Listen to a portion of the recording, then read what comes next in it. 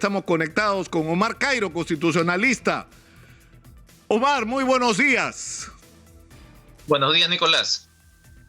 ¿Qué puede pasar, Omar? Vamos paso por paso. La moción esta o la decisión de la Comisión de Acusaciones Constitucionales en el sentido de inhabilitar al presidente de la República. Y yo tengo mi juicio y creo que lo compartimos, Omar, ¿no? No solo sobre la calidad del documento, bueno, pero ¿qué implicancias puede tener? ¿Qué puede ocurrir? Es un informe que carece de seriedad porque propone medidas impracticables. En primer lugar, propone que se le someta a juicio político al presidente para que se le imponga la sanción de inhabilitación por 5 años. Y esto es, digo, imposible porque no propone la destitución. Es decir, la inhabilitación es una sanción que se impone a un funcionario cuando, como consecuencia de habérsele destituido, porque el artículo 100 dice que las sanciones de juicio político son la suspensión, destitución e inhabilitación. A un funcionario se le puede suspender diciéndole, usted sale del cargo y regresa en 1 año. Se le destituye cuando se le dice usted perdió el cargo y se le destituye e inhabilita cuando se le dice usted pierde el cargo y no puede volver a ser funcionario en 10 años. Aquí no se le ha destituido, no se ha propuesto su destitución. Y recuerda que las únicas maneras de perder el cargo un presidente es por renuncia o por destitución, salvo las cuestiones objetivas como la muerte, salida del país y no retorno, pero la inhabilitación no es una destitución. Tan no es una destitución que se impone a los exfuncionarios. A Vizcarra, por ejemplo, se le ha inhabilitado porque ya no era funcionario, se le inhabilitó solamente, impuso esa sanción. No se le destituyó porque ya no era presidente. No sentido, entonces, esto no tiene sentido. Si ocurre esto, si la Comisión Permanente lo acusa ante el Pleno y el Pleno aprueba este informe, esta acusación, Castillo va a decir, estoy inhabilitado por 5 años, muy bien, cumplo la inhabilitación apenas termine este cargo del cual no me han destituido, del 2026 hasta el 2031. Así de mal hecha está esta acusación. Entonces, y la segunda propuesta es el antejuicio, que se le inicie un antejuicio para que se le procese por traición a la patria. Pero el proceso por traición a la patria, según el artículo 114, inciso 2, suspende al presidente de su cargo. O sea, por un lado se le dice, se le inhabilita, y por otro lado se le suspende, con lo cual, cuando termine el proceso penal, que durará 3 años, si es que se apruebe el antejuicio, el Castillo va a volver al gobierno, según esta acusación. Entonces no tiene sentido. Pretenden inhabilitarlo por 5 años y por un lado y por otro suspenderlo para que regrese terminado el proceso penal. Es decir, una cuestión que por la forma no es manifiestamente improcedente. Claro, porque lo que sí. A mí me sorprende, Omar, es que primero, el argumento es ridículo, porque lo que el presidente dice en la entrevista con Fernando del Rincón, en ninguna parte del mundo puede ser considerado un delito de traición a la patria. Uno puede decir es una tontería lo que dijo el presidente, muestra desinformación, lo que quieras, pero delito de traición a la patria no califica por ningún lado y eso lo sabe cualquier abogado. Pero el problema además son las formas como están planteando las cosas, que son de una torpeza, que es increíble. O sea, no entiendo cómo puede haber tanto congresista, tanto político y tanto abogado supuestamente experimentado detrás de este mamotreto. Sí, lo que te estaba describiendo era la torpeza formal. Ahora vamos a los errores materiales. El juicio político está fundamentado en infracción a diversos artículos. Y vamos a ver cuán grande es la insostenibilidad de los fundamentos. Dicen que ha infringido el artículo 118, inciso 1, que obliga al presidente a cumplir y hacer cumplir la Constitución, leyes y tratados.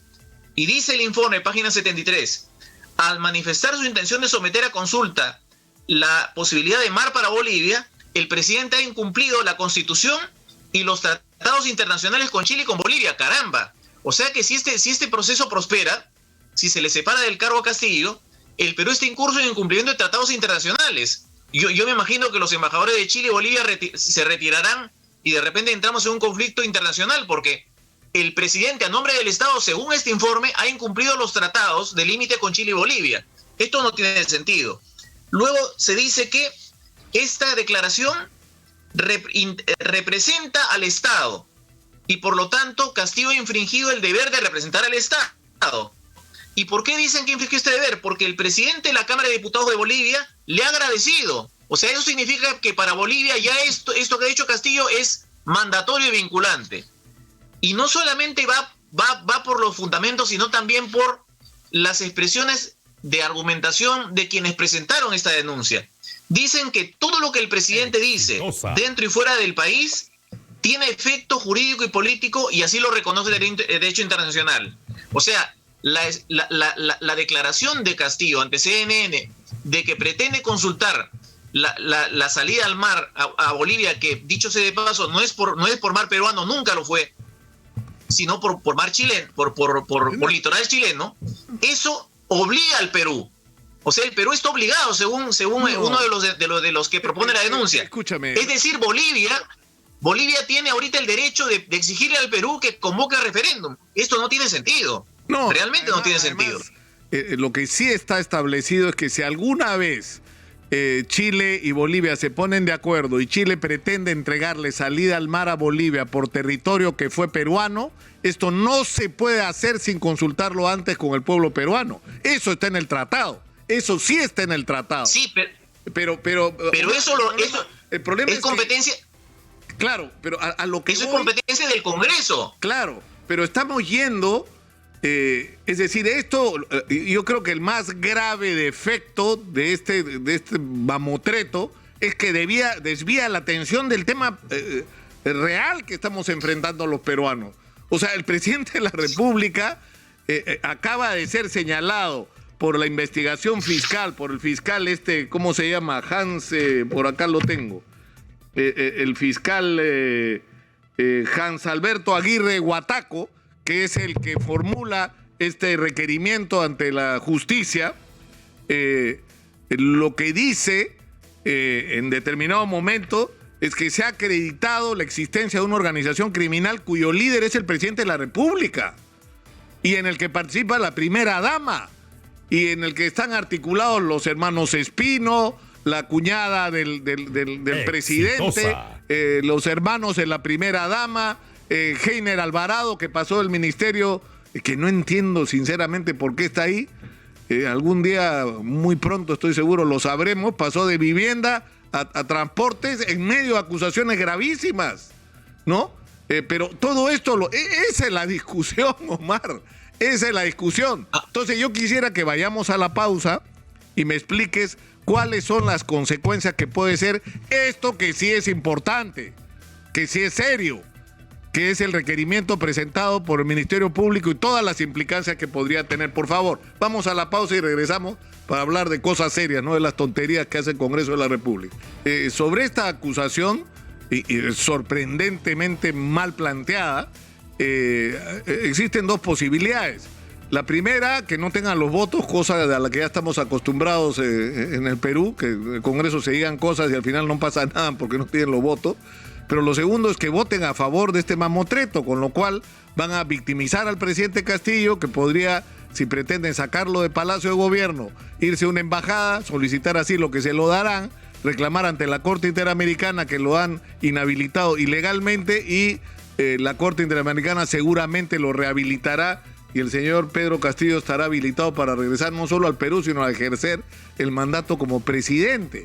Pero mientras perdemos tiempo con este tema que ha introducido de una manera tan irresponsable el Congreso de la República,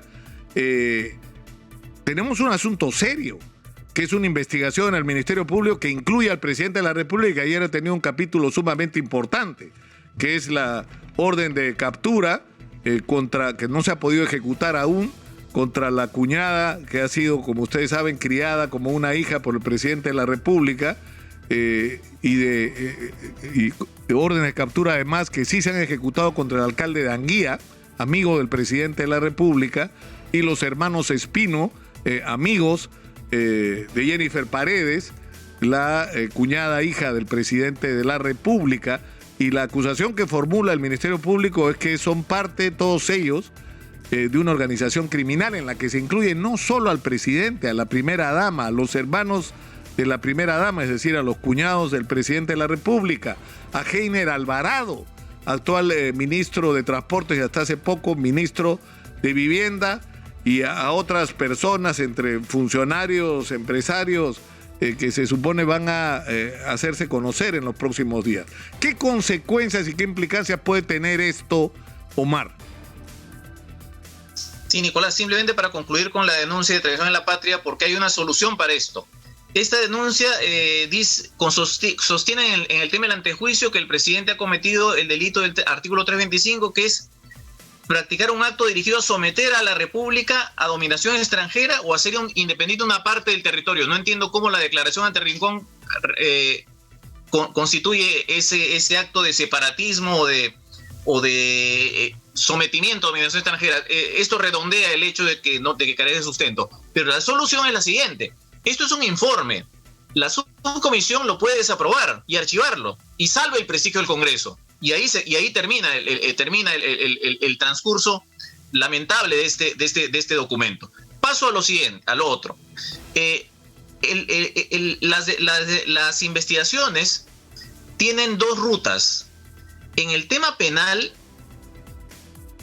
no se puede hacer nada contra el presidente hasta el 29 de julio de 2026, porque los delitos en materia de investigación no son ninguno de los mencionados en el artículo 117 de la Constitución, que son traición a la patria, cerrar el Congreso, no convocar elecciones e impedir la reunión de los organismos electorales. Entonces, no se le va a poder procesar penalmente. Hay quienes dicen que, penalistas, que yo con respeto y cariño discrepo, pero dicen que se le puede ordenar la fiscal puede pedir una detención para que se le suspenda en la presidencia a Castillo. Y eso no tiene sustento en la Constitución. Pero ellos afirman que como esto es una situación inédita, nunca ha habido corrupción tan grande en el Perú, lo cual tampoco es cierto. Ha habido superior, lo que pasa es que manifiesta. Dicen que como no ha habido eso, entonces el consenso de la doctrina y la comunidad jurídica puede darle soporte a una suspensión judicial. Mira, eso es demasiado gaseoso, y ahí también tiene abiertas las embajadas y el asilo en cualquier país, si es que en base a la doctrina y a un convenio de la ONU que no tiene rango constitucional, un juez ordena su detención. El juez además estaría incurso en sedición de repente, o en golpe o un acto golpista. Eso creo que debe estar descartado, porque no hay sustento. Sin soporte constitucional, un juez no puede suspender la presidencia de Castillo, solo lo puede hacer el Congreso. Pero el camino del juicio político está plenamente abierto. Las conductas en que habría incurrido Castillo y que constituirían delito también pueden constituir infracciones constitucionales, y por las infracciones constitucionales se le puede hacer un juicio político que concluya en la sanción de suspensión, destitución o inhabilitación. Y entonces el Congreso puede iniciar un juicio político. Por ejemplo, si hay una conducta del presidente que consiste en ocultar a un prófugo, él estaría impidiendo la ejecución de una resolución judicial. Y el artículo 118 de la Constitución dice que el presidente está obligado a hacer cumplir las resoluciones judiciales. Sería frontal a la infracción constitucional. Y por lo tanto podría haber un juicio político que concluya en su destitución. Una vez destituido, el presidente deja de tener la protección del 117 y ya puede ser procesado por cualquiera de los delitos materiales de las investigaciones. Ahora, eso está claro, eso está en el inciso 9 del artículo 118, que dice que corresponde al presidente de la República cumplir y hacer cumplir las sentencias y resoluciones de los órganos jurisdiccionales. Esto supone que... Exactamente, si hay una resolución que ordena la captura de alguien, claro, y él impide que eso ocurra, estaría incurso en la infracción de la Constitución. Ahora, ¿tú no crees que si la fiscal de la Nación concluye que hay responsabilidad en el presidente en ser parte de una organización criminal, y a partir de esto dice no puedo seguir adelante porque el señor es presidente de la República y la Constitución me lo impide, pero si fuera un ciudadano común ordenaría medidas contra él como la prisión preventiva, por ejemplo? Tú dices, eso no habilita al Congreso para que el Congreso diga estos elementos que nos ha dado la fiscal de la Nación son suficientes para declarar la incapacidad moral.